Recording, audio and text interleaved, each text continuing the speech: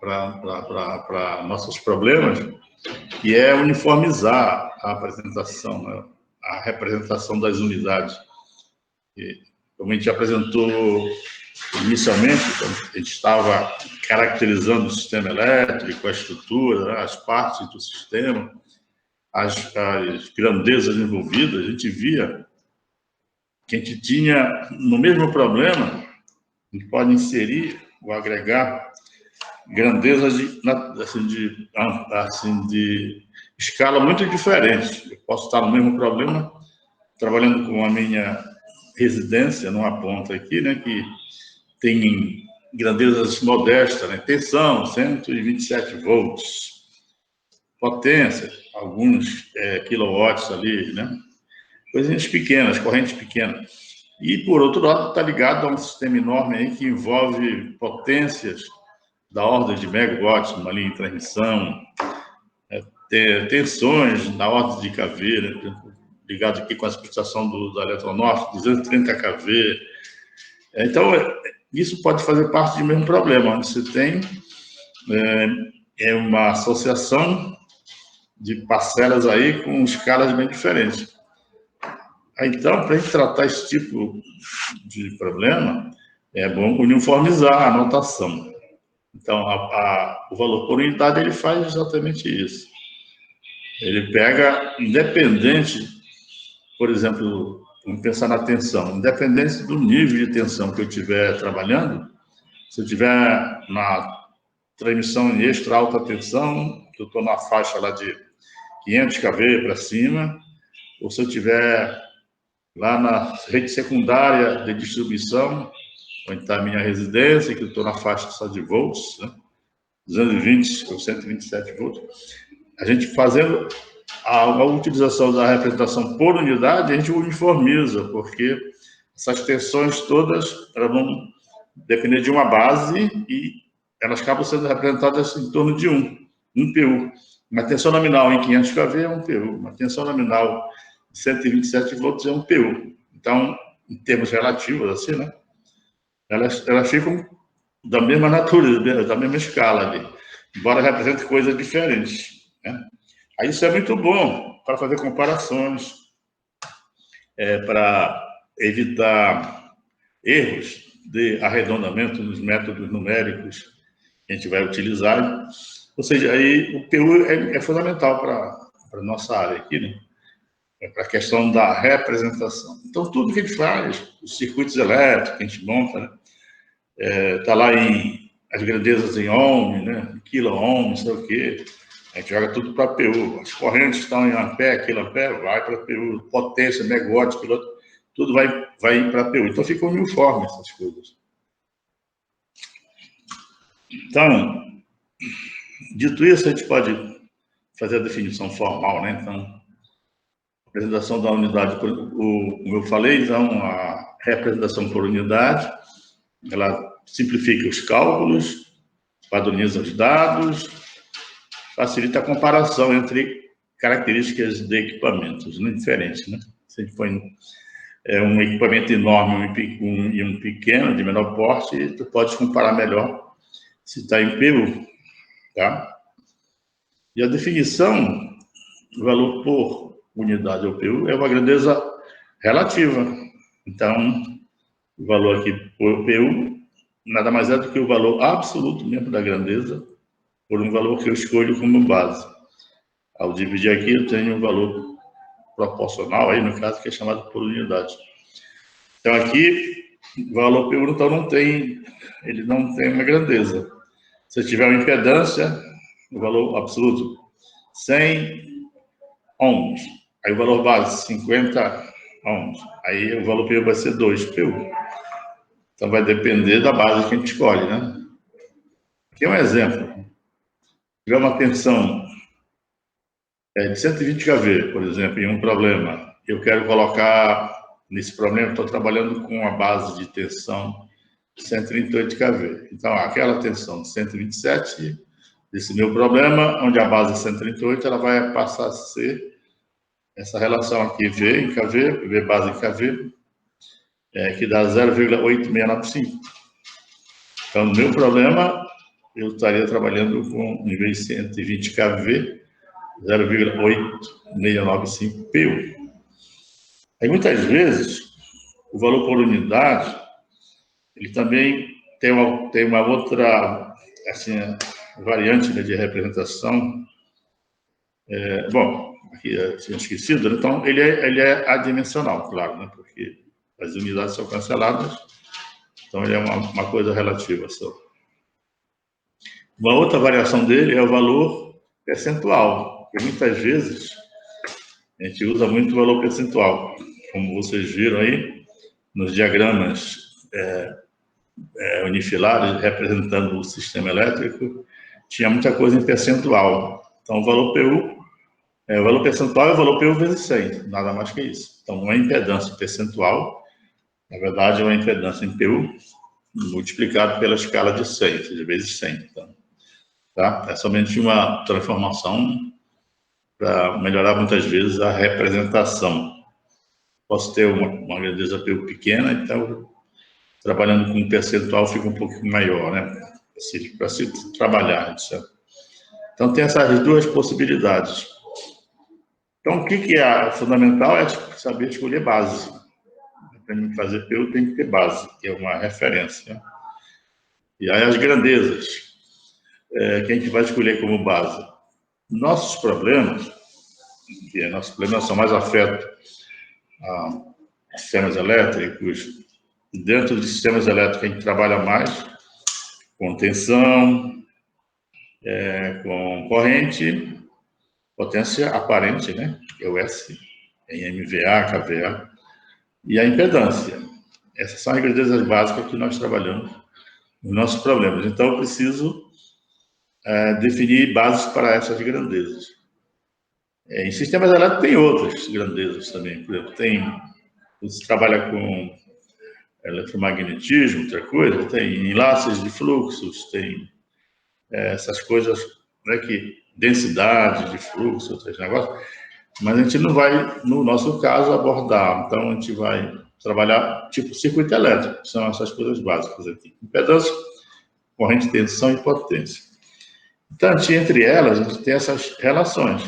Todo mundo conhece aqui a lei de Ohm. A tensão é dada pela impedância vezes a corrente. A potência, né, de forma simplificada aqui, é uma relação fasorial de tensão com corrente. E a impedância aqui, eu posso substituir essa corrente aqui por uma relação de tensão por impedância, que é a corrente. Então, eu vou ter uma relação potência igual a tensão ao quadrado pela impedância. Dá para ver, então, por aqui, que se eu for escolher base, não preciso escolher base para todas as quatro, já que se eu definir duas delas, as outras duas já ficam automaticamente definidas. Então, basta escolher duas bases, né?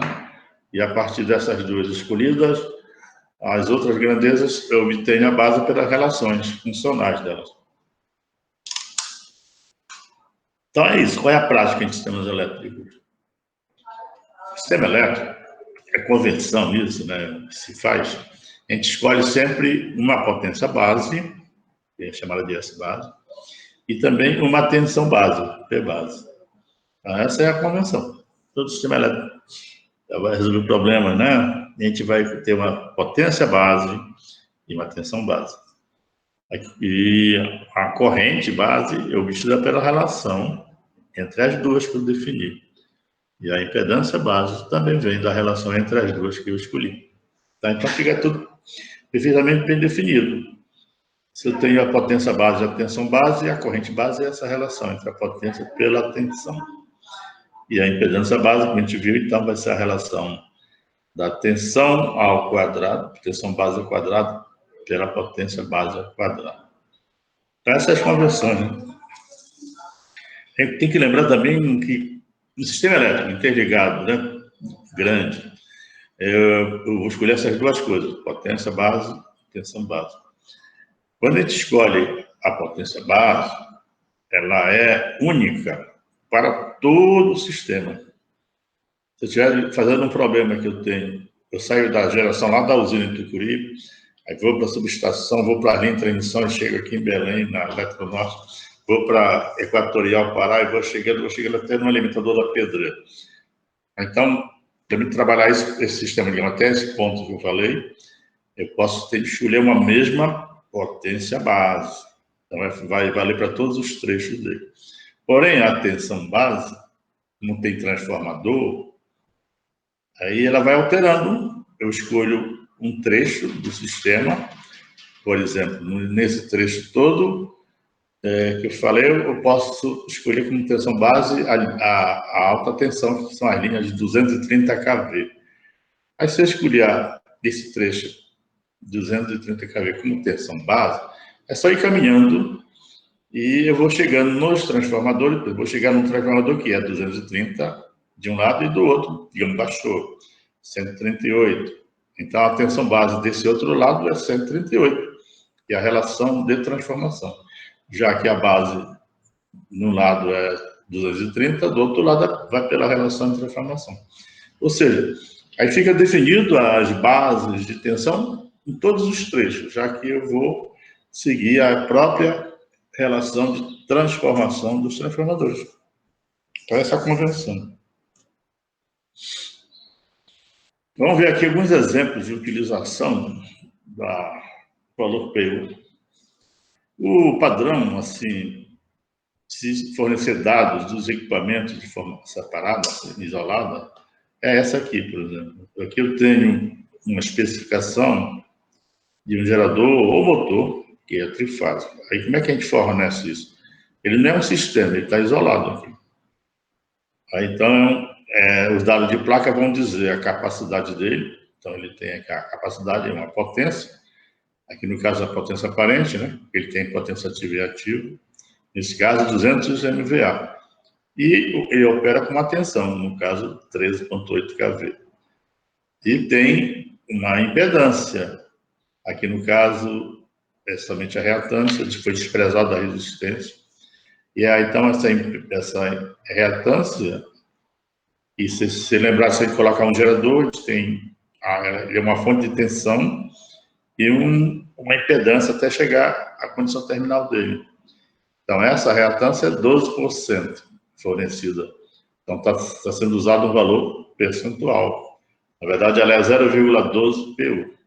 Esse é o padrão de informação que a gente tem isoladamente para descrever os componentes. Mas, na verdade, o valor absoluto seria essa potência, essa tensão, e uma reatância aqui em ohm, né? Aí sim, se eu colocar a reatância em ohm, ela é um valor absoluto.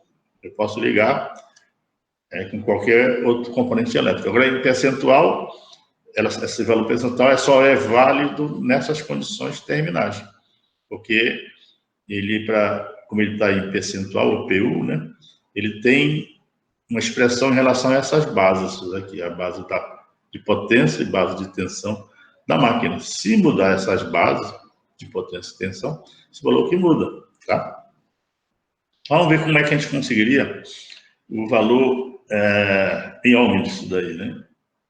Então, isso significa que a reatância da máquina é dada em valor percentual, tomando como base os valores nominais da máquina.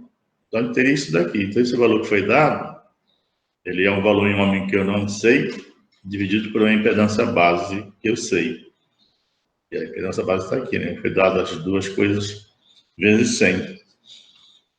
Então, substituindo o valor percentual, o valor em ohm, que eu vou calcular, por exemplo, e essa relação aqui, que é a impedância base, invertida, vai dar, quando a gente vai inverter e multiplicar aqui, vai dar a potência base pela tensão base. A potência base está aqui, ó, 200. A tensão base está ali, 13,8. Então, é só colocar, dividir. Isso aqui está em megavolts, isso aqui em kilovolts. Então, como está o quadrado aqui, ó, KV ao quadrado, isso aqui vai resultar também em megavolts. Então, vai cancelar as duas coisas aí, né? Então, ela fica na mesma escala de grandeza. Então, posso fazer direto. Então, a impedância em ohm vai ser valor percentual vezes a base ao quadrado dividido pela tensão base ao dividido pela potência base.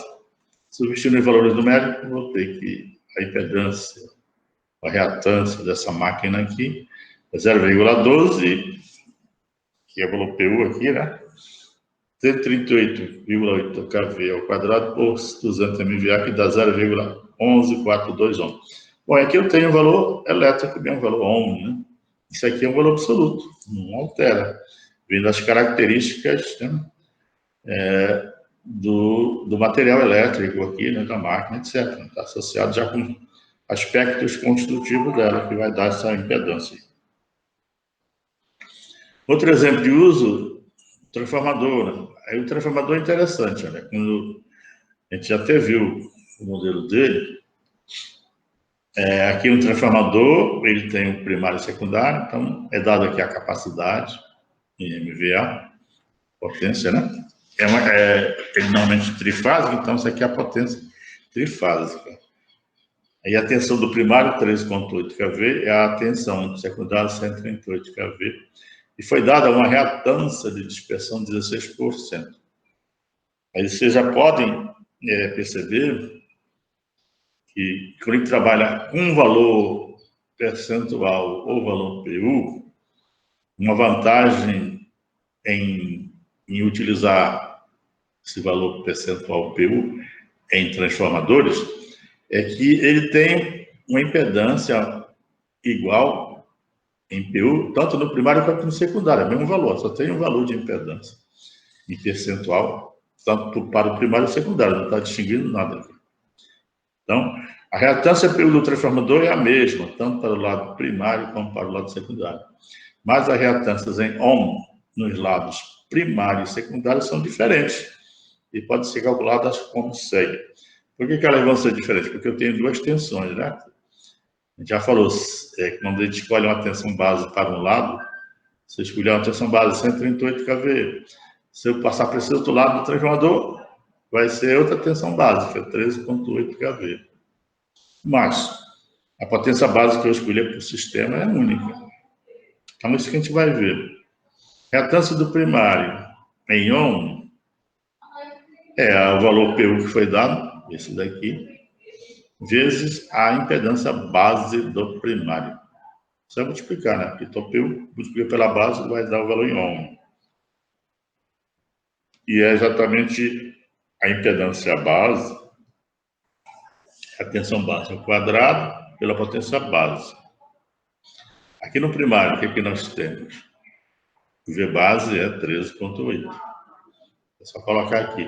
A potência base, tanto para o primário como para o secundário, a potência base é a mesma, é 200 MVA. Então, isso vai resultar, e a impedância em ohm do primário é 0,16, de valor PU, tensão base ao quadrado pela potência base, que dá 0,1523 ohms. E para o secundário, vai dar outro valor, em ohm, né? Embora em PU seja igual. Então, repetindo aí os cálculos, né? Impedâncias em ohm no secundário, é o mesmo valor PU dela, foi dado. Agora, a tensão base do secundário pela potência base, que vai substituir o mesmo valor em ohm, em PU. Agora, só que a tensão base do secundário, a gente vê que é 138 kV. Então, dá 138 ao quadrado e 200, que é a mesma potência base, é única. Aí dá 15,2350. Bem diferente, né? Da impedância do primário, que deu 0,15, e o outro dá 15. Então, 10 vezes, 100 vezes maior, né? Um valor em relação ao outro, tá? Isso é devido à relação de transformação, né? Se a gente fizer a relação de transformação, a gente vai encontrar aqui, ó.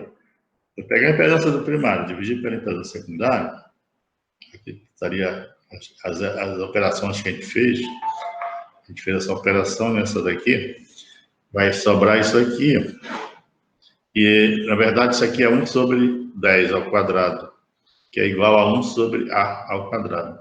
O A é a relação de transformação dele. Eu tenho um transformador que eu estou passando de 13,8 para 138. Então, é uma relação de 10.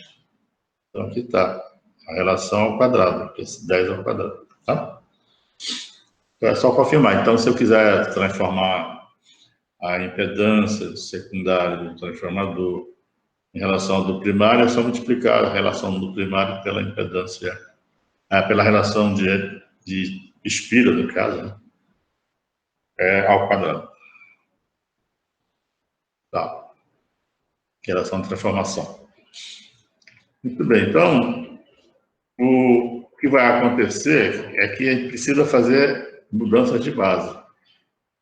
Já que a gente viu que os componentes que vão montar o nosso sistema de potência, eles são especificados isoladamente. Então, ele vai ter um parâmetro elétrico, uma impedância, por exemplo, que ela é definida em PU ou percentual na base isolada do sistema. Então, a tensão dele e a potência dele. Aí, quando eu faço junção de tudo isso para montar um sistema, aí eu tenho que fazer esses valores, né, de impedância, etc., e potência, nas bases que eu escolhi para o sistema, para ficar tudo uniforme. Então, vai acontecer sempre essa mudança de base nos nossos problemas. Em muitas situações, faz-se necessário realizar mudança de base de uma grandeza para tornar a representação uniforme para o sistema. Então, isso ocorre porque todos os equipamentos elétricos têm suas impedâncias expressas em PU ou percentual, tomando como base os valores nominais de potência e tensão do equipamento. Então, quando se conectam vários equipamentos, geradores, transformadores, linhas, cargas, etc., né, formando um sistema elétrico, é necessário escolher uma base única para esse sistema e, então, transformar todas as impedâncias PU dos equipamentos para essa base comum. Então, se eu tenho um gerador que o dado nominal dele de placa é tantos por cento de impedância, eu vou ter que transformar isso para ohms e depois transformar em PU para a nova base que eu vou escolher. Então, essa é a mudança de base. Então, é só lembrar, né, que tem uma potência velha, uma nova, S base velha, S base nova, uma tensão base velha, uma tensão base nova. E uma impedância na base velha e uma impedância na base nova. Isso aqui, qual é a relação entre elas? É repetir as relações que a gente já viu. O valor em PU, vamos dizer qualquer em PU, na base nova, era o valor que ele tinha na base velha, em PU, multiplicado pela base velha. Tá aqui, ó. Aí, se eu fizer o valor PU na base velha multiplicado pela base velha, vai dar em ohms isso daqui. E depois, se eu dividir pela base nova, vai dar PU de novo, nova base. É só fazer isso aí. Só que, na verdade, a gente já trabalha com a tensão e a potência, né? Então, eu vou substituir essa potência base velha, essa impedância base nova, pelas relações tensão e potência. Então, vai dar isso aqui no final, né? ZPU base velha, aí V base velha, V base nova, V base nova, V base velha. Não precisa decorar nada, é só substituir. Você vai ter uma relação dessa o tempo todo. Já que a gente trabalha sempre com uma base de tensão e potência definida, né? Então, a impedância ela é obtida pela relação. Professor? Oi? Só para confirmar, o que não está com PU no índice é porque já está em ohms, lá na impedância, na primeira fórmula do slide passado. Slide passado, aquele lá? Essa primeira, não, essa primeira fórmula azul. Daqui, né? Isso. O que não tem PU é porque está em ohms. Exato, exatamente. Aqui, ó. Esse Z base velha é a impedância base da base velha em ohms. Isso aqui é ohms. Aí, se eu multiplicar por esse valor aqui, que é um adimensional, né? Ela vai dar em ohm nessa base aqui. E depois, se eu dividir por essa, aí ficaria em ohm. Se eu dividir por essa nova base, que é ohm, ela vai cancelar ohm. Ohm fica PU na base nova. Tá? Tá certo, professor. É só para confirmar. Obrigada. Tá. Um exemplo para fechar seria isso daqui, um exemplo bem pequeno. isso que a gente faz sempre no começo, né? Eu tenho aqui, na verdade, um diagrama unifilar. A gente já deu bastante. Aí o diagrama unifilar, ele dá esquematicamente a visão sistêmica para a gente. Eu olhando aqui, eu sei que isso aqui é um sistema que tem uma geração aqui, tem um transformador, ou seja, uma subestação, né? Aí tem um barramento aqui de saída, tem uma linha de transmissão de 100 km, que atende aqui numa outra subestação uma carga concentrada de 200 mais J50 MVA, 200 megawatts mais J50 MVAR. Então aqui está apresentando um modelo de carga com potência constante, que a gente já tinha visto. E aqui eu estou especificando cada elemento separadamente. O gerador elétrico, ele é 250 MVA, 8,5 kV, e tem a reatância dele, lá da armadura, no caso, né, 20%. Aí tem conectado ele a um transformador de 300 MVA, com essa relação de tensão, 8,5 é esse lado, 34,5 que é esse outro lado, e a reatância da dispersão dele, 18%. Aí tem uma linha de transmissão que foi dado em ohm por quilômetro. Aqui está metro, mas é quilômetro. A impedância dessa linha é 0,012 mais J015 ohms por quilômetro. Aí naqueles modelos que a gente trabalha, modelo Pi, por exemplo, né? A gente trabalha o parâmetro não distribuído, mas sim o parâmetro concentrado. Então, só tem que multiplicar essa impedância ohm por quilômetro por 100 quilômetros. A gente vai estar o valor total da impedância do trecho todo, tá? Então, do jeito que está, primeiro eu tenho que escolher uma base para esse sistema. Vocês podem ver que o gerador ele está nessa base aqui, 250 e 8,5, que dá esse valor relativo. O transformador está nessa base, 300, e esse valor aqui de tensão que dá esse valor relativo. E aí, eu tenho que transformar tudo numa única base. Aí tem que escolher, então. É sugerido como base do sistema a tensão 34,5 kV. Por que eu escolho 34? É por conveniência. Como a gente olhando aqui os transformadores, a gente vai escolher como base uma das tensões do transformador. Então, esse trecho aqui na linha de transmissão, tudo é de 34,5. Então, eu posso escolher as bases aqui no sistema de transmissão.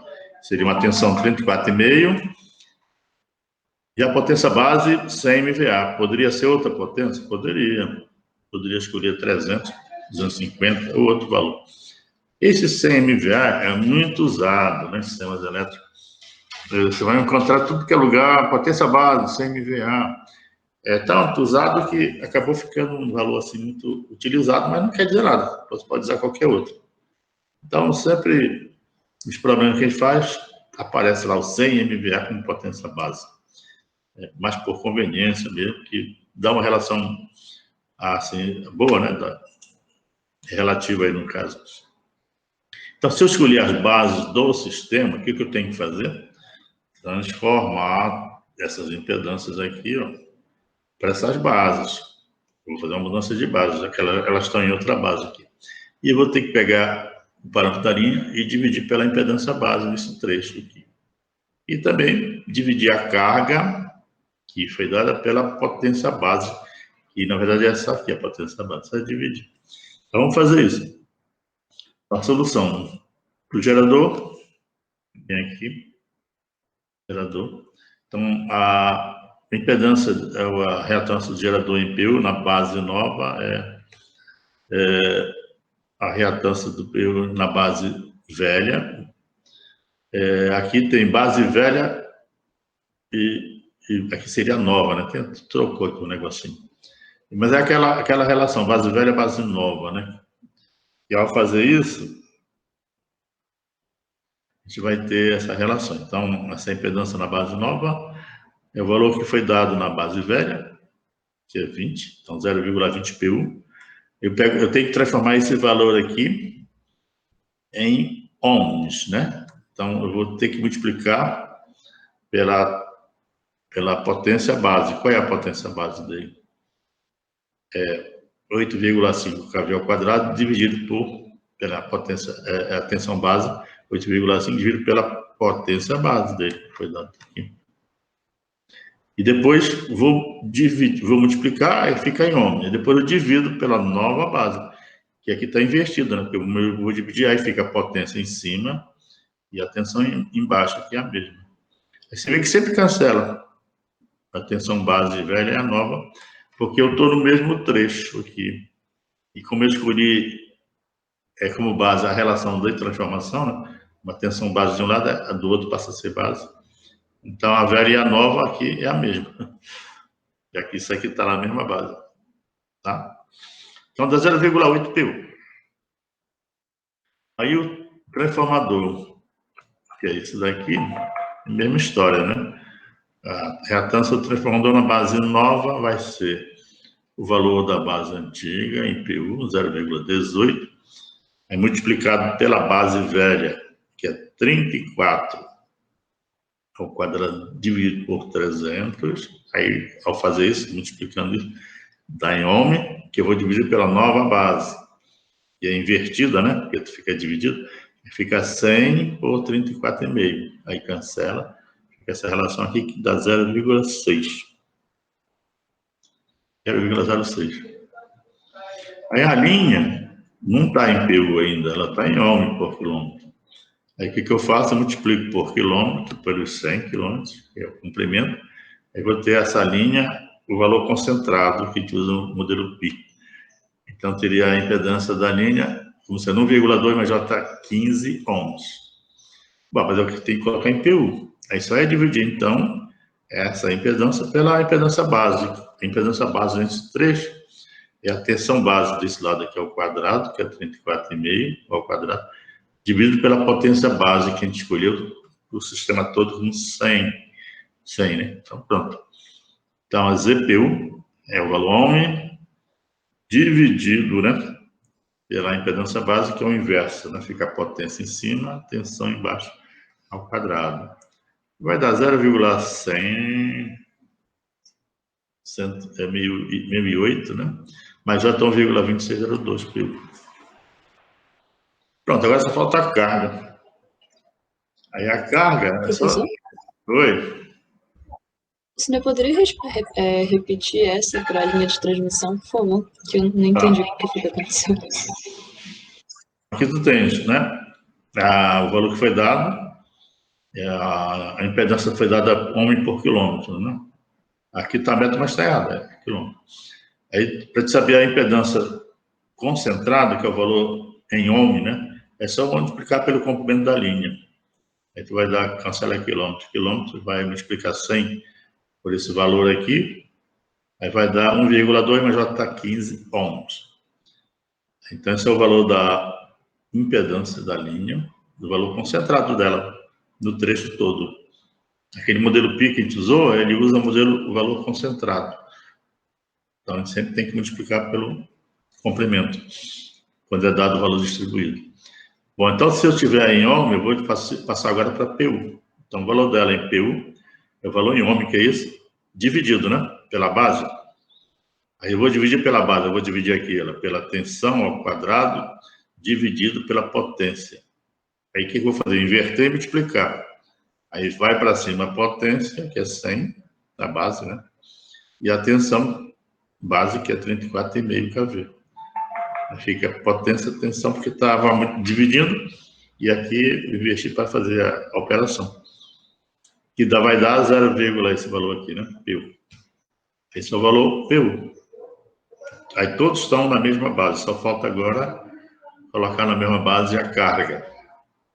Aí a carga, só fazer a carga em PU, é o valor dela, MVA, que foi dado, dividido pela potência base, que foi escolhida, que é 100. Então, diretamente dividindo, né, dá 200 mais J50, dividido por 100, que é a potência base, vai dar 2 mais J05 PU. Agora, tudo está em PU.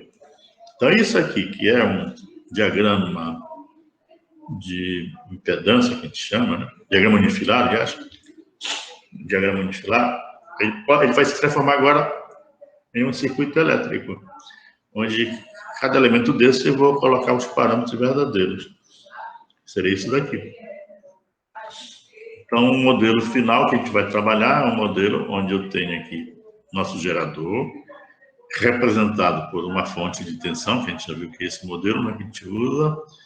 Eu coloquei aqui que a tensão gerada é um PU. E aqui é a reatância, né, do gerador, da máquina. Aqui é aquele parâmetro da armadura, que chega até a condição terminal do gerador, que está interligado ao transformador, que tem essa reatância de dispersão, PU. E aqui, a secundária do transformador tem a linha de transmissão conectada com essa impedância aqui, né? Então, uma linha que só tem parâmetro série, né? Não tem o shunt, né? Uma linha curta. Normalmente, linhas curtas não precisa de... o efeito capacitivo não é muito grande. Então, só uma impedância série é suficiente para representar a característica indutiva dela. Aí chega numa subestação que tem essa carga pendurada.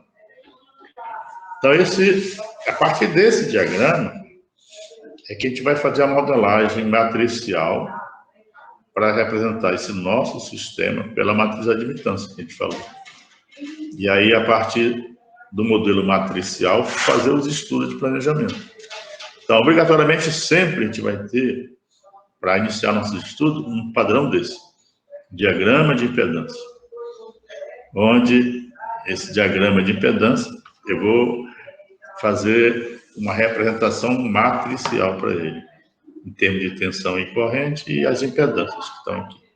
É isso que a gente vai ver agora na sequência, que é como obter os modelos matriciais para esses sistemas. Diga. Por que no gerador eu uso a tensão dele em PU e não a impedância?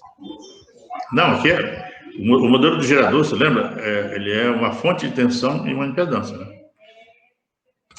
Ah, tá. Esse já é aquele modelo, já é o modelo. É que a gente... tá. Acho que de uma das aulas anteriores a gente fez. O modelo do gerador, aí era uma fonte de tensão, aí tinha uma impedância e tinha a tensão terminal, né? Então, aqui é isso. Aqui está entrando no modelo do gerador. Aqui é o modelo do transformador em PU mesmo. E aqui é o modelo da linha em PU também, onde está somente representado o elemento série dela, né? Se fosse o modelo pi completo, teria um shunt aqui, que é um capacitor, e um shunt aqui também, né? Aí, nesse caso, não está sendo considerado. Provavelmente porque é uma linha curta, né? Uma linha curta. Aí o efeito capacitivo é muito pouco. E aqui é a carga. Então, qualquer problema que a gente resolver vai ser a partir daqui. Agora, é claro, se eu pegar um sistema enorme, sistema brasileiro, você não vai conseguir fazer um diagrama desse para ficar olhando, né? Aí, norte, nordeste, centro-oeste, sul, sudeste, como é que você vai mostrar assim, em termos de diagrama? Aqui é para facilitar a interpretação. Mas um sistema enorme, o sistema da Celpa, o alimentador da Pedreira, o sistema área metropolitana de Belém, é coisa enorme. Então, na verdade, esses diagramas aqui, com esses parâmetros, eles são em banco de dados. Você vai ter um banco de dados que descreve os parâmetros elétricos, né, daquele sistema. Aí você vai ler isso lá. Aí tem uma forma organizada, né, de você ler e consegue identificar que essa impedância é do transformador, que está descrito lá o transformador, que ele está na subestação tal, que tem esse ponto aqui, tem esse, a linha de transmissão para onde ela vai, tem nome para as coisas, subestação, etc. e tal. Então, fica toda essa informação em banco de dados. Aí, os nossos programas, eles vão ler arquivos, no caso é banco de dados, onde tem descrito a minha rede elétrica. A rede elétrica, que a gente chama rede elétrica, isso é importante fazer a distinção, ela é só esse ponto aqui, ó. A rede elétrica mesmo é desse ponto até aqui. Eu elimino a geração. Se eu tirar aqui a geração, vai sobrar esse nó elétrico, vai sobrar esse, vai sobrar esse. E eu elimino a carga. Então, a rede elétrica é tudo que fica quando eu retiro a geração e a carga. Então, é um meio de condução, a gente chama de rede elétrica. Eu estou gerando, injetando uma potência, uma corrente nesse sistema, para atender uma carga. Então, o elemento rede elétrica que a gente vai modelar é esse aqui, sem a geração e sem a carga. Então, para essa rede elétrica que a gente vai estabelecer a modelo matricial via matriz, a matriz de admitância. Então, vamos ver como é que a gente faz isso. Aí é a última parte dessa revisão. Deixa eu carregar agora outro PowerPoint, que tem a matriz admitâncias. Matriz está aqui. Matriz admitâncias.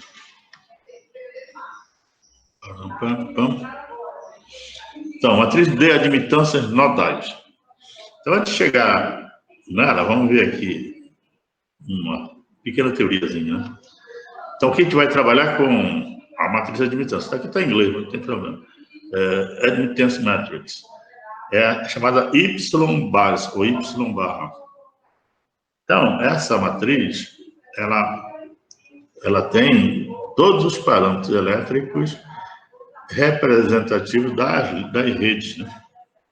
Lembra que a rede é tudo menos geração e carga.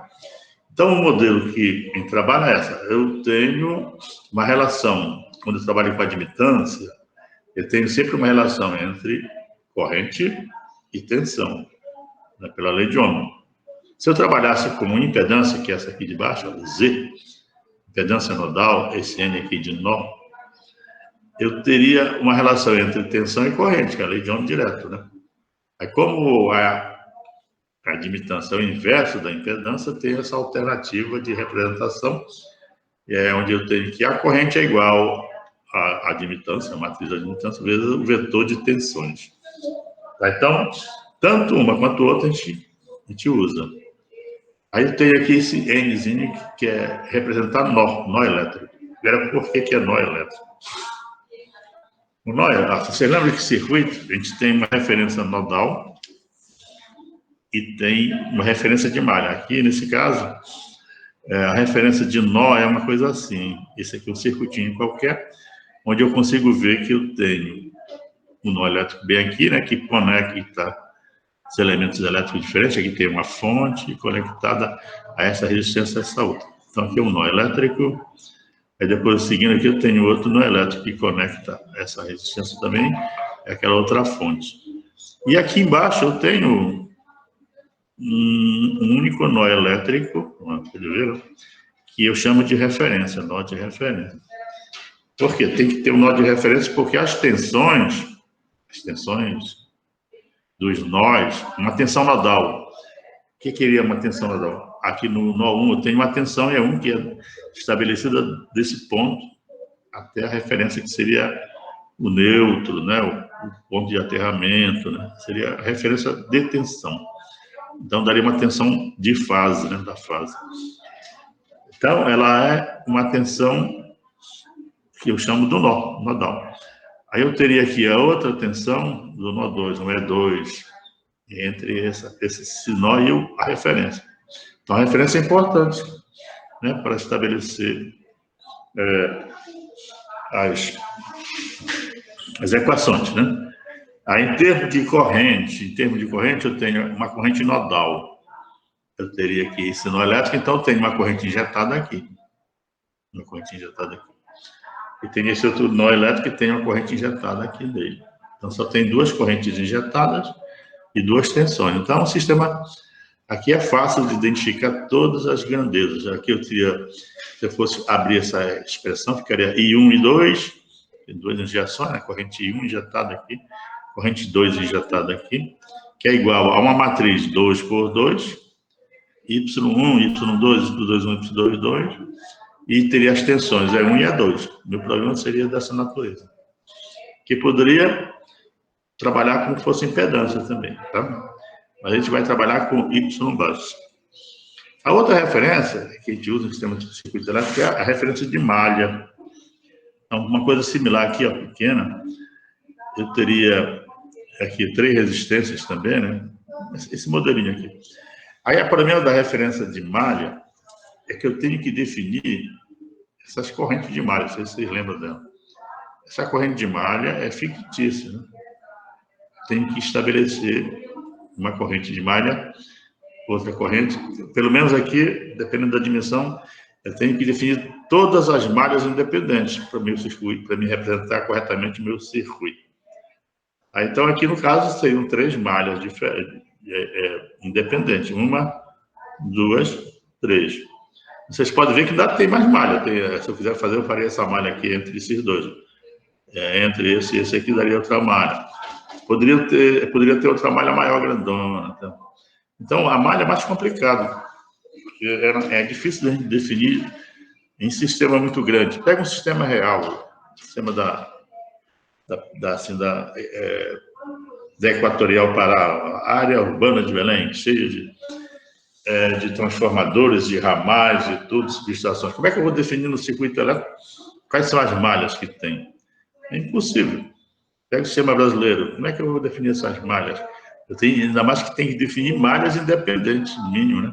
Para poder escrever as equações. Então, para a gente não serve essa representação de malha, vocês usarem circuitos elétricos, serve para coisas pequenas. Mas para os estudos de grande porte, sistemas elétricos reais, de grande porte, milhares de subestações, tudo, não se aborda por malha pela essa dificuldade de representação. A gente fica sempre na referência nodal reference, que é porque os nós elétricos é fácil de identificar. Fisicamente eles existem, né? A gente vai ver.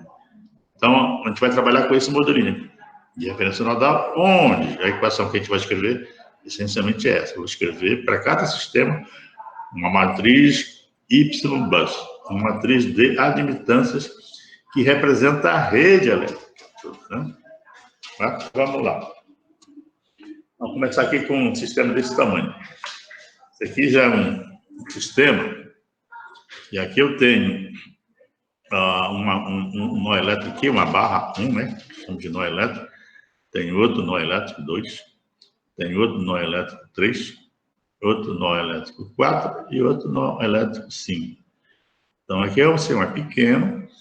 Aqui eu tenho uma unidade geradora, uma usina ligada, onde eu tenho aqui o gerador, equivalente ao gerador. E eu tenho aqui a admitância do gerador, que é aquele YG. Daqui para cá, provavelmente, porque se eu estou aqui com o gerador, chegando aqui é o terminal dele, a barra terminal do gerador, que eu vou conectar num transformador, normalmente, né? Então, aqui seria Y2, seria um transformador, onde eu tenho aqui a admitância Y2 dele. Aí aqui eu tenho uma subestação. O transformador ele vai dar uma barra elétrica, que é a subestação, onde eu conecto linhas. Então, eu vou ter uma linha longa aqui, ó, uma linha, que vai da subestação 2 para a subestação 3. Aí tem um parâmetro elétrico Y2, 3. E aqui eu tenho pendurado uma carga C3. Tá? Aqui eu tenho, dessa mesma subestação 2, uma outra linha que vai para uma outra subestação 4. Está aqui o elemento que define a linha de transmissão, né? Y24. E aqui eu tenho pendurado a carga 4. Aqui sai outra linha que vai para uma outra subestação 5, onde eu tenho outra carga que é I5. Tá?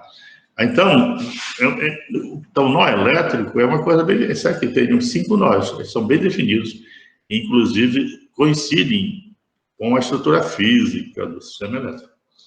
Aí o que mais que é fundamental aqui? São as tensões.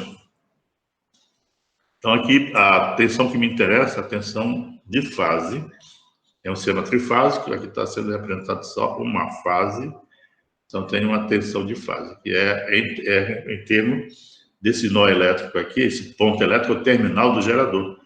Então a tensão seria E1 em relação a esse neutro, que é um mesmo aqui. Essa tensão aqui, ela é diferente da tensão aqui interna do gerador, né? Porque tem uma queda, né? Até chegar aqui, tá? Mas aqui a rede elétrica começa aqui. A tensão E2 é a mesma coisa, está aqui a referência à Terra, a tensão é 4, a tensão é 3, a tensão é 5. E aí tem uma novidade aqui no modelo, que é essas correntes, que são essas correntes. Corrente injetada I1 é uma injeção de corrente que a gente chama, é uma corrente que está entrando nesse nó, uma corrente injetada I2, uma corrente injetada I3, uma corrente injetada I4, uma corrente injetada I5. Tá, então, você lembra que o modelo era Y e a injeção de corrente é igual a matriz de admitância vezes o vetor de tensões. Então, isso que a gente vai modelar. Então, esses elementos aqui, Y e J, são as condutâncias e as septâncias sérias dos ramos, né? Que pode ser linha de tensão, transformador, etc. As tensões são as tensões de cada nó elétrico em relação à referência comum, que é o terra. É o E1, E2, E3, etc. E as correntes injetadas, em cada nó, é uma abstração. Isso aqui é uma definição do modelo que a gente usa. E, na verdade, as correntes verdadeiras mesmo, elas estão aqui, ó. Esse gerador está gerando uma corrente que circula aqui nesse ramo dele. Aí, essa corrente do gerador entra aqui no transformador e passa aqui nesse ramo, está aqui, 1, 2. E aí, ela vai circular nas linhas, injetada aqui, vai circular nessa linha, essa corrente 2, 3, a corrente 2, 4, a corrente 2, 5. E ela vai chegar aqui e vai se transformar na corrente de carga, né? Para alimentar essa carga. Isso é o físico. Em termos de modelo, eu posso definir essas injeções. I1, I2, I3, I4, I5, I5. E o que eu tenho que fazer é achar as equações dessas correntes I1, I2, I3, I4 e I5 em relação às correntes verdadeiras. Entendeu? Então, isso, para definir o modelo, a gente vai fazer simplesmente isso. Escrever as equações para essas correntes injetadas em função das correntes que são verdadeiras, que circulam aí. Bom, então vamos fazer isso. Como é que a gente faz isso, né? Tem essa equação básica aqui. Assim, primeiro a gente vai trabalhar essa equação básica aqui, são as tensões aqui nos ramos. Uma tensão é IJ, que seria aqui nesse ramozinho, a tensão aí menos a tensão é J, né? É a queda de tensão, né? Que pode ser dada, essa queda de tensão pode ser dada por 1 sobre a admitância, né, do trecho vezes a corrente que circula. Então, com isso, eu posso obter as equações para todas essas correntes. I1, 2, I1, 3, I1, 4, I2, 4, I2, 5. I1, 2, I2, 3, I2, 4, I2, 5. O que seria a corrente I1, 2? A tensão é 1 menos a tensão é 2, multiplicado pela admitância Y, 2. Então, é a equação básica aí. A gente está fazendo isso para derivar a matriz, né? Para ver como é que vem a matriz no final de tudo. Aí a equação I2, 3 é 2 menos E3, né? Ela é 2 menos E3, Y2, 3.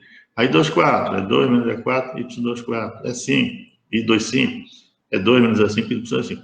Então, essas são coisas, as equações básicas, onde agora eu vou substituir essas correntes. Elas não estão relacionadas com essas injeções aqui, ó. Por exemplo, se eu estou desprezando aqui a geração no modelo, porque o modelo que eu estou derivando é só para a rede elétrica, que é tudo menos geração e carga, então essa corrente aqui, I1, ela é igual a quê? A própria I1, 2. Que se eu injetar essa corrente 1, ela só tem ela aqui injetada, ela está circulando aqui, que é a própria I1, 2. Mas aqui a corrente 2 injetada não é assim tão simples, é um outro cálculo. Porque as correntes que chegam seria I grande 2 injetado, né? Está chegando I1, 2 pequeno aqui. E está saindo I2, 3, I2, 4, I2, 5. Então, lembra da lei de Kirchhoff? A soma das correntes que chegam é igual à soma das correntes que saem. Então, você vai fazer essa expressão, aí calcula o I2. Então, eu consigo obter as correntes injetadas, I1, I2, I3, I4 e 5, em função dessas correntes aqui, que eu já tenho aqui, né?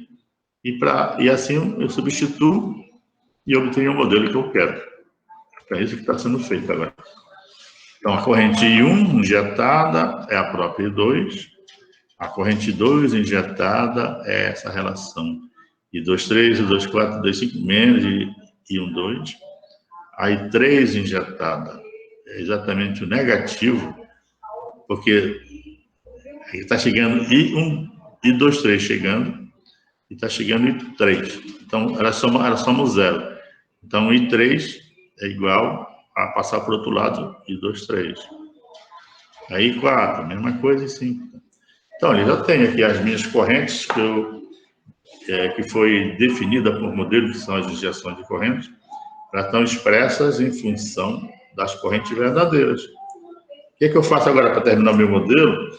É substituir essas correntes do IRAM pelas relações que a gente calculou anteriormente. Está aqui, ó, onde envolve as tensões e as admitâncias todas. Aí, vê, quando a gente faz isso, vai resultar isso. Então, aqui eu tenho corrente 1, aí eu substituí, ela é igual a I1, 2, eu substituí, então, pela relação de tensão, que é a tensão é 1, a tensão é 2, vezes Y2. Aí 2, que dava aquela relação toda, está aqui, a substituição das correntes. Aí 3, está aqui a substituição, aí 4, aí 5. Bom, agora sim, agora estou no modelo final que eu queria, para representar esse circuito elétrico, essa linha, essa rede elétrica, onde eu tenho aqui as correntes injetadas, tem todas as tensões dos nós, né? E tenho os parâmetros elétricos da rede, que são as admitâncias todas. Então, basta eu escrever essas relações aqui de uma forma matricial, para a gente ter o nosso modelo. Que é isso aqui. Pode ver que aquelas equações lá, a gente abrindo elas ficam dessa forma. Então, a gente está juntando os termos, né? O E1, Y e Y2 é 1, menos Y2 é 2. Aí, juntando aqui dá menos Y, e aqui dá uma soma, e lá tinha um monte de coisa ligada, né? Y2, mais Y2, 3, mais Y2, 4. Ou seja, então, eu posso escrever a forma matricial disso, que seria o quê? Um vetor de injeção de corrente, está aqui. Então, é I1, I2, I3, I4 e 5 é igual a uma matriz que vou extrair daí, dessas equações, está aqui ela a matriz, e um vetor de tensões, que a tensão é 1, é 2, é 3, é 4, é 5. Então, eu tenho que reproduzir essa equação aqui. Como é que eu reproduzo essa equação? É Y e 1, 2 vezes E1, está aqui, né? Menos Y2 vezes E2, e o resto tudo é zero. 0 vezes E3, 0 é 4, 0 é 5. Porque não tem aqui, ó. E assim vai. Então, aí 2 é o quê? É menos Y2 vezes E1, tá aqui. A soma lá que apareceu vezes E2. Menos Y2, 3 é 3, menos Y2, 4 é 4, 5. Então, na verdade, isso aqui está reproduzindo essas equações. Aí resultou, então, aqui uma matriz, e que é o que nós chamamos de matriz admitância, né? A matriz admitância. Aí, então, isso aqui é a formação da matriz assim. A gente fez deduzido por quê? Para vocês verem de onde é que vem, que não, naturalmente vem da própria relação dos circuitos. Mas no sistema reais, a gente já tem uma forma de montar isso daqui com facilidade. Não vou escrever as equações. Eu pego um sistema de 1000 subestações, aí tu vai ficar montando a primeira equação, a segunda equação, aí depois vai chegar aqui. Não, isso aqui já tem um procedimento de cálculo, né, sistemático para montar. Dado qualquer sistema elétrico, a gente consegue obter a matriz Y dele diretamente por leitura de banco de dados. E aí eu formo esse modelo, que eu sei o número de nós que ele tem, eu vou ter tantas injeções de corrente, que cada nó tem uma injeção, e tantas tensões nodais, ou tensões de fase, né? Que era aquele ponto em relação ao neutro.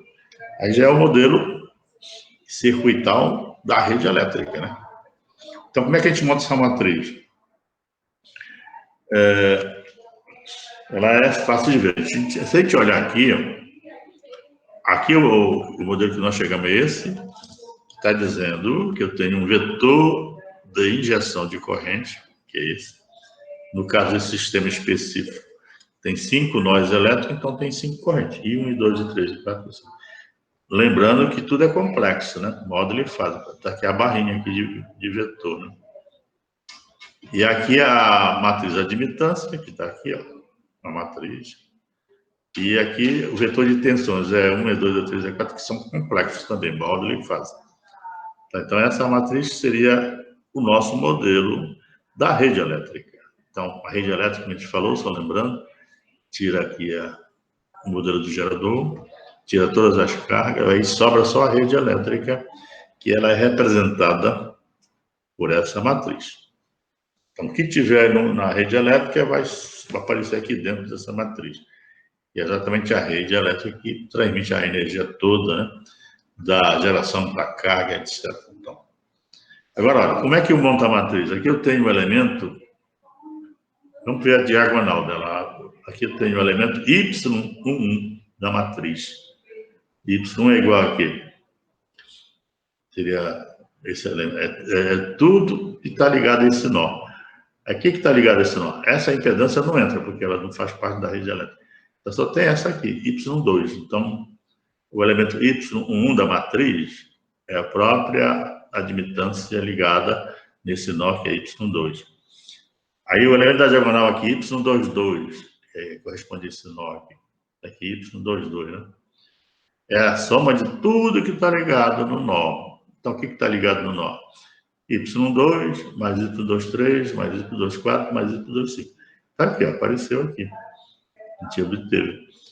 E no nó Y3, aqui no nó 3, né? No nó 3, eu só tenho ligado essa daqui.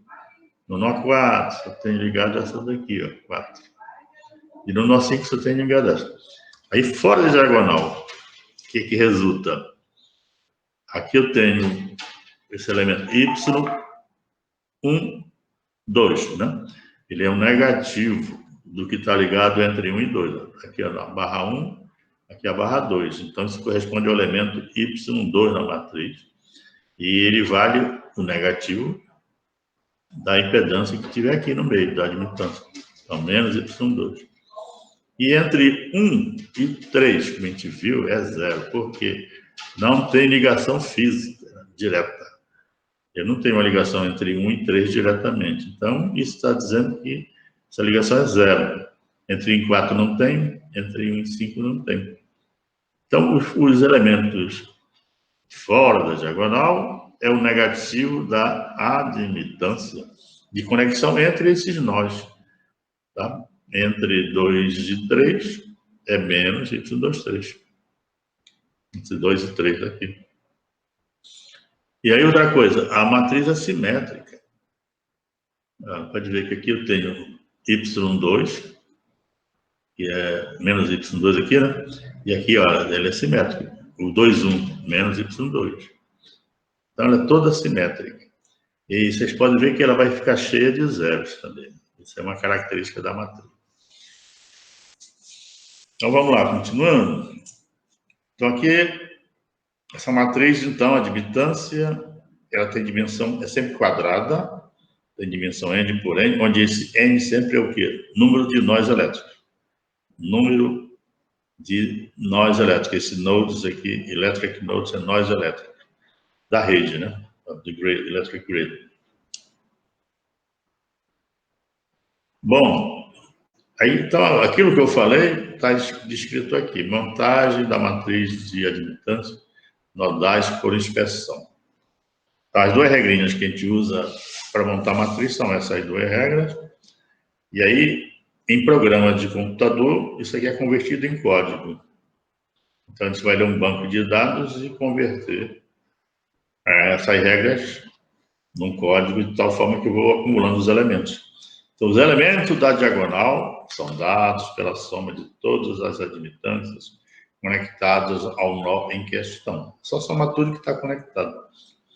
É quando eu estiver descrevendo minha rede elétrica, eu vou saber que, digamos, na subestação 1, quantos elementos estão ligados, porque eu vou informar essas ligações, de 1 para 2, de 1 para 3, de 1 para 4, se tiver.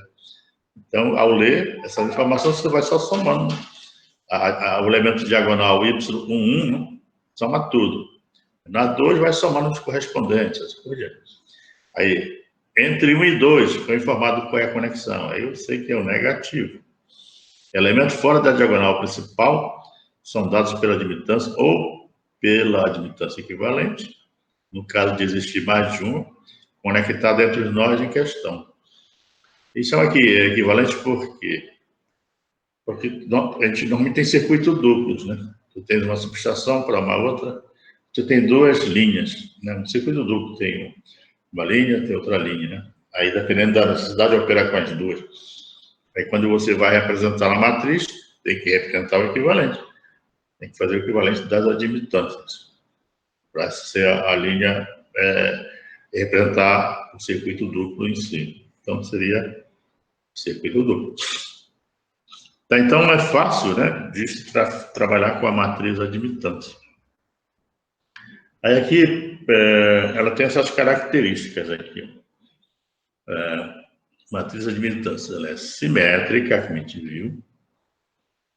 Ela só perde a simetria quando a rede elétrica é a ser representada tem um transformador defasador. Você lembra que o transformador defasador, ele não admitia um modelo pi, por exemplo, porque ele tinha aquela simetria, né? Entrava um conjugado da relação de transformação aí que tornava assim, não definido um elemento. Então, a isso corresponde a não ter simetria na matriz.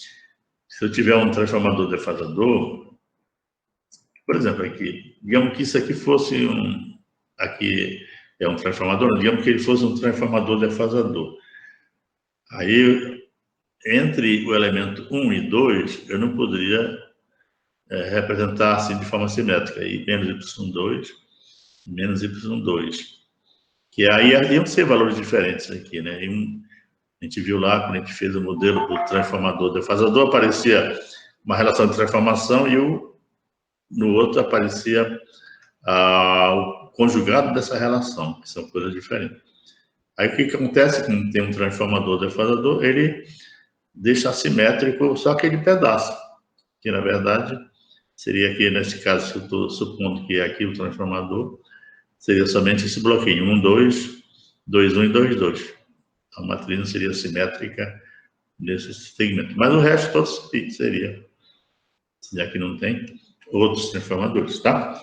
Então, só nessa situação que a matriz perde a simetria, mas ela é simétrica sempre. Agora, aqui uma característica importante dela, ela é esparsa. O que é uma matriz esparsa? É uma matriz cheia de zeros, de elementos nulos, né? Ou seja, apresenta um número elevado de elementos nulos. Por que ela tem tantos zeros?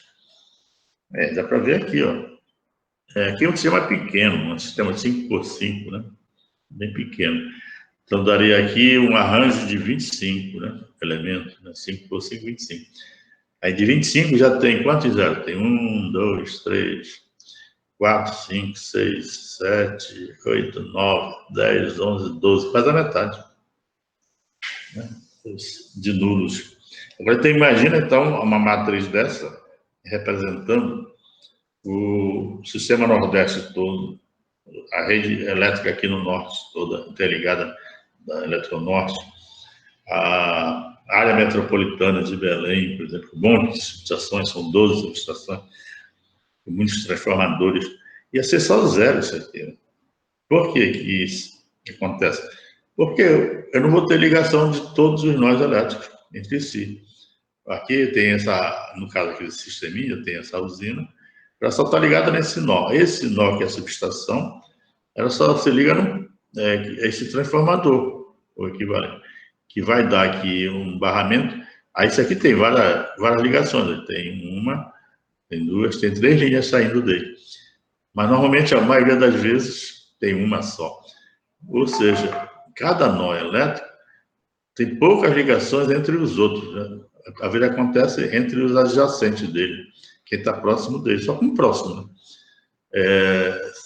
Você não vai conseguir se ligar, uma subestação fisicamente está aqui em Belém, está ligada lá com o Recife. Não tem como, né? Então, aí é natural perceber que vai ficar cheio de zeros. Se eu fizer uma rede elétrica com um sistema de grande porte, ela vai ficar cheia de zeros. Então, essa é uma característica da matriz que a gente chama que é espaço. A matriz de espaço é uma matriz dessa. Aí, para grandes sistemas, olha, acontece normalmente isso daqui.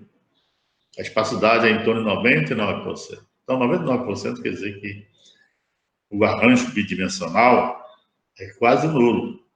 Elementos diferentes de zero são poucos, 1% só. E aí cria um problema. Então, se eu vou fazer programação, métodos numéricos, para achar a solução desse sistema, e eu vou fazer uma programação, tem que ser eficiente. E, normalmente, se o elemento é nulo, você não quer armazenar o elemento nulo, né? Para que eu vou armazenar se eu já sei que é nulo? Então, você tem que trabalhar com técnicas de programação mais eficientes, que são técnicas de armazenamento do espaço. Então, armazenamento do espaço, um arranjo desse que é tudo cheio de zero, eu só armazeno os elementos não nulos. E com isso eu economizo enormemente, né? Uma matriz que iria ser 10.000 por 10.000, se eu tivesse uma programação com arranjo bidimensional, ela vai se tornar uma matriz, sei lá, vai ser um vetor lá com poucos elementos, 1%, né, dos elementos. É bem diferente. Para a gente calcular aqui o grau de espacidade, isso aqui é grau de espacidade, ele tem uma relação com as dimensões do sistema. Então, que é dado pela n ao quadrado, onde n é o número de nós, menos n, que é o número de nós, 2L, que é o número de linhas, L é o número de linhas, e o número de nós ao quadrado dividido vezes 100. Então, é só aplicar isso daqui. Então, esse nosso sistema aqui dado, qual é a espacidade? Ele tem número de nós, 5, então teria que colocar 5 lá. E o número de linhas? Tem uma, linhas ou ramos, né? No caso, o transformador aqui também é um ramo. Então, tem 1, 2, 3, 4. Tem 4 ramos. Pronto, aí são esses dois parâmetros que eu preciso. A gente vai ficar 5 ao 25, menos aqui vai dar o quê? 25 a 5, né? Mais aqui tem 8, né? Aí dá 13. 25 menos 13 dividido por 25 vezes 100. Eu não sei, ainda dá quase 50%, tá? Bom, então, essa é a característica da matriz. Aqui, para ilustrar esse aspecto, é dado aqui um exemplozinho, onde aqui eu tenho um sistema bem pequeno, um sistema onde eu tenho só 10 nós elétricos, um sistema pequeno. O sistema que vocês vão trabalhar no exercício vai ser em torno de 12 nós. Então, o sistema é pequeno também, porque é limitado, né? O programa para uso sem custo, né? O uso free, eles limitam a dimensão do sistema. Então, um sistema pequeno desse, com 10 nós e 15 linhas, ou 15 ramos, já tem um grau de espacidade, se colocar aqui, vai dar 60%. Então, só tem 40% de elementos não nulos e 60% são elementos nulos. Aí, se aumentar um pouquinho mais, 100, é uma coisa pequena, 150 linhas, que é razoável, né, por ramos, vai ser 96% tudo nulo, é muito zero. Então, só 4% desse arranjo é não nulo.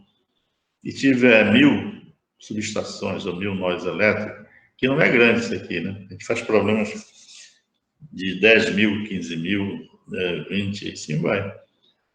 Sistemas reais. E com isso, essa quantidade de 100, 1.500 ramos, 99,6% de elementos nulos. Então, cresce absurdamente o grau de espacidade. Então, como a gente vai trabalhar com essa matriz Y, que é o nosso modelo da rede, é fundamental que se tenha técnicas de armazenamento de espaço. Na verdade, quando você compra um programa de computador, uma empresa compra programas de computador, para fazer esses estudos de load flow, isso aqui tudo está embutido, porque não vai se vender programa que não tenha técnica de espacidade, né? Que é uma exigência para você ter um processamento eficiente. Não vai gastar memória desnecessária, gastar tempo de processamento desnecessário. Então, tem que fazer isso. Tudo já é bem otimizado, né? As rotinas todas, as matemáticas todas, estão bem otimizadas lá e levando em consideração essas características da matriz. Aí, como é que eu vou, então, tratar, aqui só para ilustrar rapidamente, o que representaria uma técnica de armazenamento de espaço? Aqui tem uma arranjo, né? Uma matriz, pode ser uma matriz Y, por exemplo. Mas aqui é genérica, uma matriz A, que ela tem muitos zeros. Aqui ela é uma 1, 2, 3, tem 16 elementos no total. Só de zero ela tem 1, 2, 3, 4, 5, 6, 7, 8, 9, 10, 11, 12. Só tem 4 elementos não nulos. Então, a espacidade dela é 12 por 16, né? Dá uns 80%. Aí, como é que eu faço, então, para armazenar isso? Seria assim, ó. Aí, o princípio básico é esse. É uma programação vetorialzinha que você tem aqui. Você cria um vetor onde você armazena somente os valores diferentes de zero. No caso, chamado de val. Então, vou criar um vetor aqui, a posição 4 posições. Você tem 4 elementos, tem 1, 3, 1, 3. Tem esse 1 aqui, tem esse 3, tem esse 3. Então, dá aqui. São os valores reais lá que aconteceram. Agora, eu tenho que localizar esses valores no arranjo bidimensional. Então, o 1 aqui está um vetor linha, está na primeira linha, e um vetor coluna, ele está na terceira coluna. Então, eu informo a linha e a coluna do arranjo, no arranjo bidimensional. Aí, esse 3 aqui está, esse 3 ali está na linha 2, na coluna 1. Esse outro 3 aqui está, aliás, esse 1 aqui, né? Esse 1 aqui está na linha 2 e na coluna 2. Aí esse 3 está na linha 3, coluna 3. Então fica bem definido a localização dos elementos, dos próprios elementos, no arranjo bidimensional. Então, esse aqui é o princípio de representação. Agora, o que tem que fazer com isso? Aí sim, aí vem os algoritmos. Se eu quiser fazer soma de matrizes, se eu quiser fazer multiplicação de matrizes, se eu quiser fazer uma inversão de matrizes, tudo que é operação matricial que a gente usa para resolver os problemas, tem que levar em consideração esse tipo de representação. Aí você vê que muda bastante a estrutura, né, da programação. Você vai ter que fazer um desenvolvimento de técnicas específicas para tratar esse armazenamento. Não é aquela programação tradicional que, pelo menos no meu tempo, eu aprendia lá, que faz os laços e varia um índice, vai no outro, aí como se fosse varrer todo o espaço aí, não, mas já seria uma coisa um pouco diferente, né? Então, é isso que é a programação de espaço. Aí tem programa para isso, né? Tudo já desenvolvido, e tem muita literatura. Tem gente que gosta de computação, pode avançar, né, dessas técnicas aí para desenvolvimento de programas mais eficientes. Então, eu acho que isso seria a nossa revisão. Aí, com essa revisão até aqui, a gente está já pronto para fazer, então, a entrar na parte principal da matéria, que é o estudo de planejamento mesmo, o fluxo de carga, tá? Tem alguma dúvida, alguma pergunta?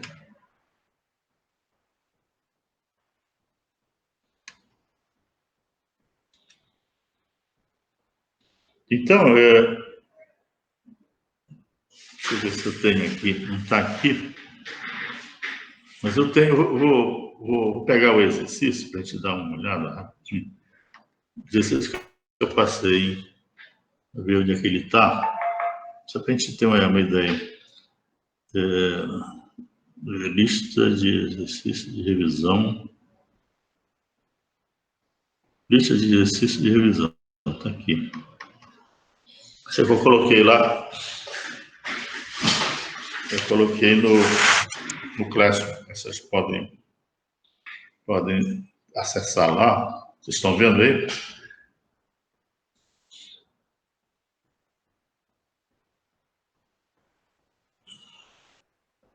Não. Não é esse aqui.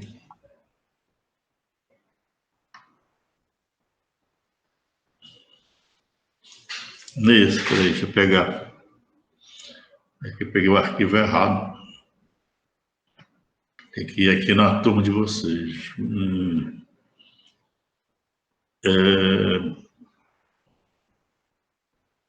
De potência.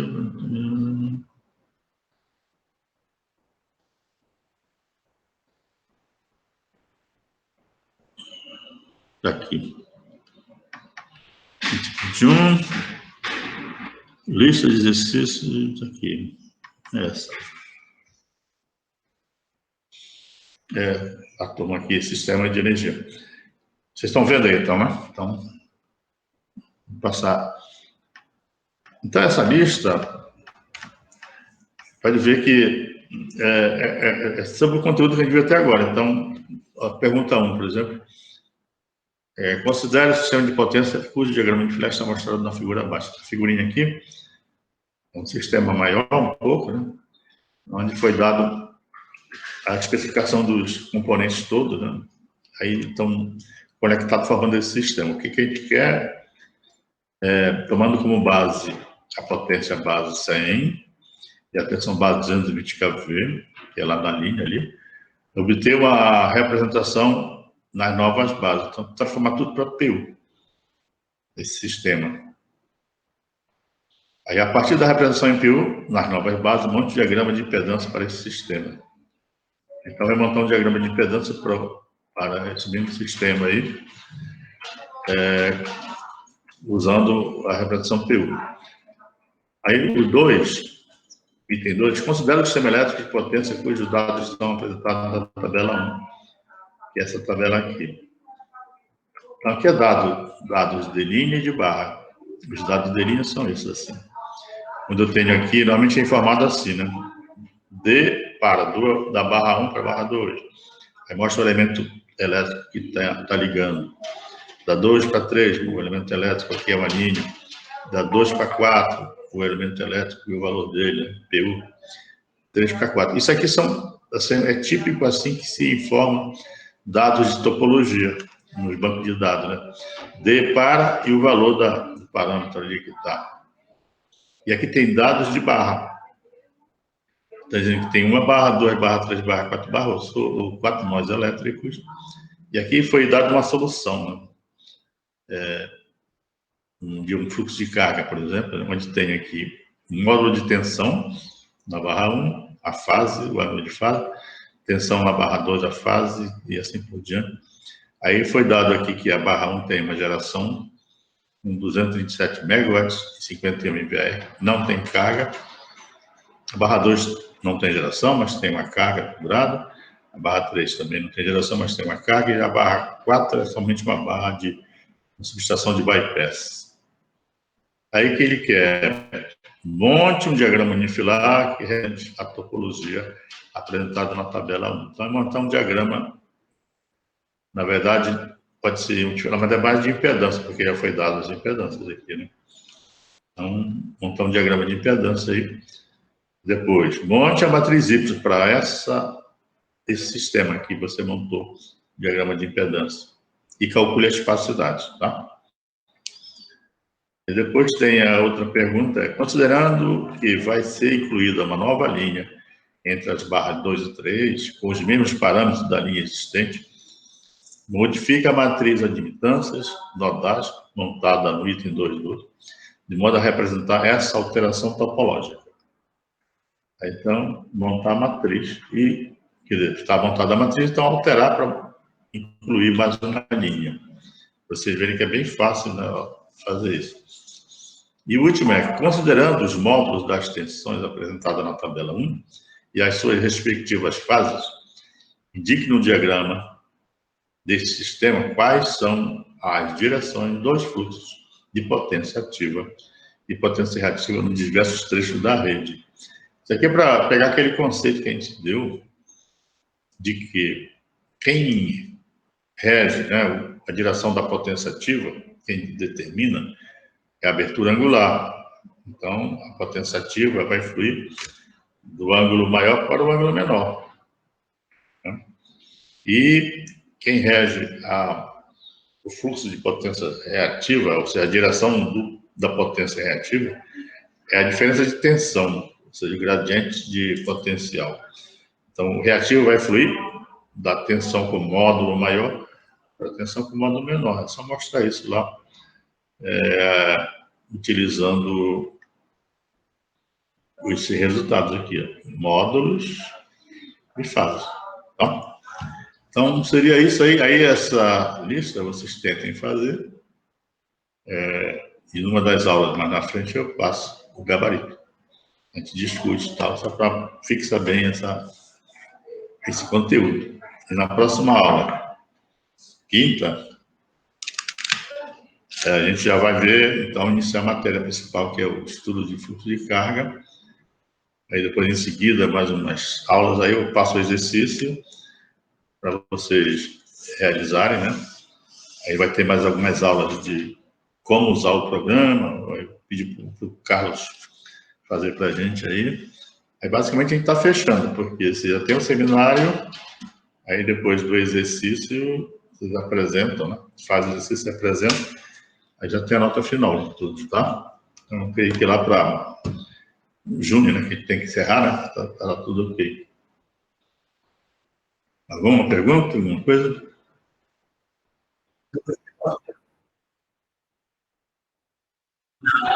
Não. Tá, então, deixa eu ver se eu tenho aqui. Vamos ver aqui. Programação de seminários. Vamos ver aí.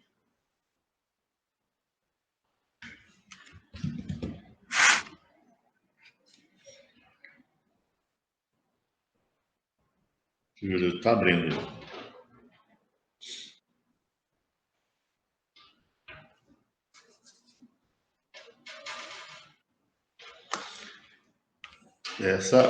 Por enquanto, é essa lista aqui, tá? Vai a tua, Caio, Thiago, tá aqui. João Vitor, Lucas e Vinícius. Então, diga lá. Tu lembra quais são as datas? Está aqui embaixo.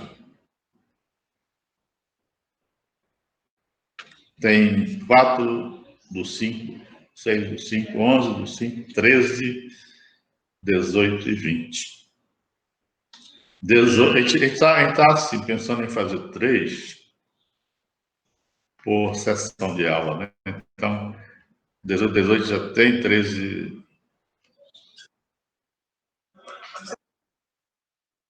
11/5. Então, vamos ver se tem... o 11 só tem 2, né? Pode ser. 11, não tem mais. 13, 18. Tá, então 11, né?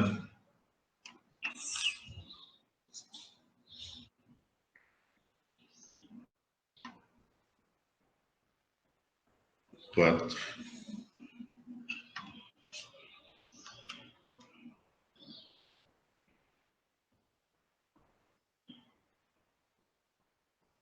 Aqui no meio.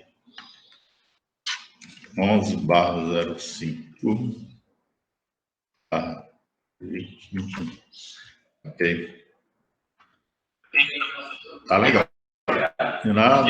Bom dia.